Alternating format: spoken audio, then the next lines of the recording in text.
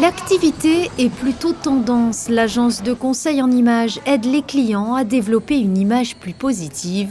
Le but étant de fournir des conseils pratiques et des stratégies personnalisées sur la façon d'améliorer sa présentation.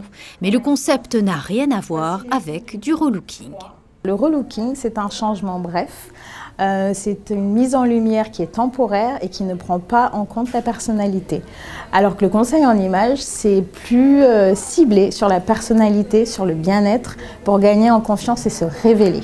Il y a un côté psychologique parce qu'on a tendance à avoir des croyances limitantes, d'avoir une image beaucoup plus dure avec soi-même, alors que le but est juste de mettre en lumière ses atouts et de camoufler ses complexes.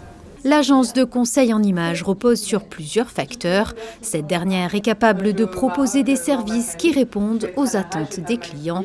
L'évaluation de l'image personnelle, le conseil en matière de vêtements, de maquillage, de coiffure ou de comportement sont au programme de cette prise en main. C'est une discussion d'1 heure où ça me permet de discuter avec la cliente, de savoir ce qu'elle recherche, ce dont elle a besoin et d'identifier vraiment les points clés de sa personnalité. Il faut prendre en compte qu'elle a été malade, qu'elle a eu des enfants, qu'elle a une déception amoureuse, qu'elle n'est pas bien dans son travail.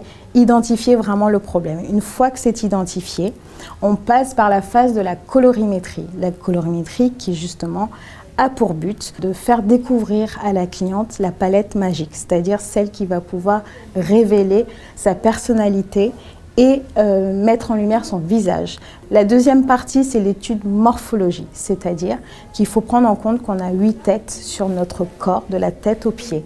Donc ça veut dire que s'il y a des complexes, c'est qu'il y a des parties qui sont en déséquilibre. Une fois qu'on a déterminé la morphologie, on détermine le style vestimentaire. C'est-à-dire une personne peut avoir un style actuel, sophistiqué, femme-enfant.